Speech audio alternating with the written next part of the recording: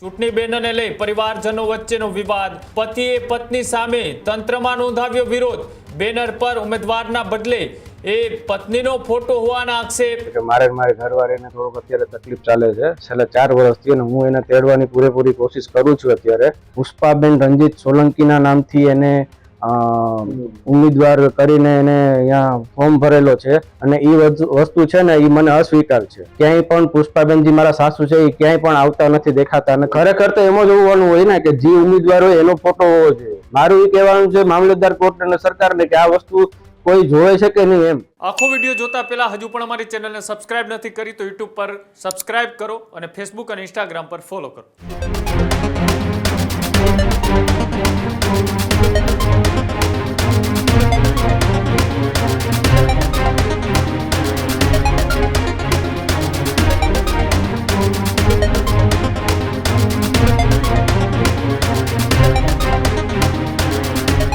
સ્થાનિક સ્વરાજની ચૂંટણીમાં અનેક એવી ઘટનાઓ સામે આવતી હોય છે. ઘટનાઓથી લોકો પણ વિચારતા હોય છે. એવી જ ઘટનાએ જૂનાગઢમાં ચૂંટણી બેનરને લઈ પરિવારજનો વચ્ચેનો વિવાદ, પતિએ પત્ની સામે તંત્રમાં નોંધાવ્યો વિરોધ, કોંગ્રેસ વોર્ડ નંબર 9માં ઉમેદવાર પુષ્પાબેન સોલંકી વિવાદમાં, બેનર પર ઉમેદવારના બદલે એ પત્નીનો ફોટો હોવાના આક્ષેપ, સાથે જ સાસુએ ઉમેદવારી નોંધાવી છે તો પોસ્ટરમાં વહુનો ચહેરો દેખાયો.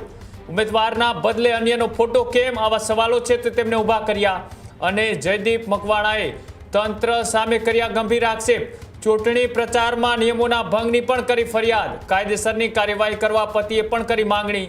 જૂનાગઢની ચૂંટણીમાં અનોખો પોસ્ટર વિવાદ અત્યારે હાલ ચર્ચાઓમાં આવ્યો છે કે જ્યાં એ પરિવાર સામે જ પરિવારે ફરિયાદ નોંધાવી છે.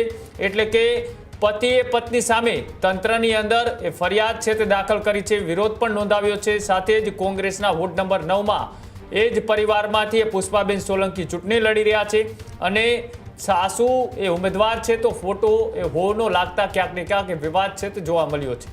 ચૂંટણી પંચની અંદર એ ફરિયાદ છે તે પણ કરવામાં આવી અને સાથે જ આ અનોખા પોસ્ટરને લઈને અત્યારે ચર્ચાઓ ચારેકોર થઈ રહી છે અને તેને જ લઈ પ્રતિક્રિયા પણ સામે આવી છે. શું કહ્યું આવો તે પણ જોઈએ.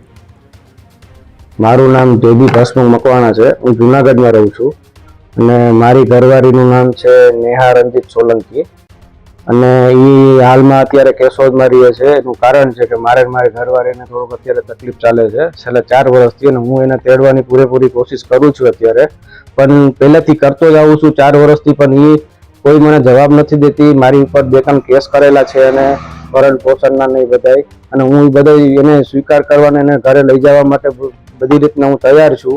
પણ અત્યારે એને કોંગ્રેસમાંથી વોર્ડ નંબર 9માંથી એના મમ્મીના નામથી પુષ્પાબેન રંજીત સોલંકીના નામથી એને ઉમેદવાર કરીને એને અહીંયા ફોર્મ ભરેલો છે અને એમાં બેનરમાં ફોટો છે એ મારી ઘરવાળીનો છે અને એ વસ્તુ છે ને એ મને અસ્વીકાર છે.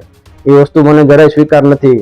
ક્યાંય પણ પુષ્પાબેનજી મારા સાસુ છે એ ક્યાંય પણ આવતા નથી, દેખાતા નથી. બધી રીતના ક્યાંય પણ પોસ્ટર, ક્યાંય પણ ઓનલાઈનમાં બધી મારી ઘરવાળી જ છે, ક્યાંય પુષ્પાબેન નથી. મને એ વસ્તુ અસ્વીકાર છે, મને સ્વીકાર નથી. ખાસ કરીને શું હોવું જોઈએ? ઉમેદવાર જે હોય એનો ફોટો હોવો જોઈએ. શું ખરેખર તો એમ જ હોવાનું હોય ને કે જે ઉમેદવાર હોય એનો ફોટો હોવો જોઈએ.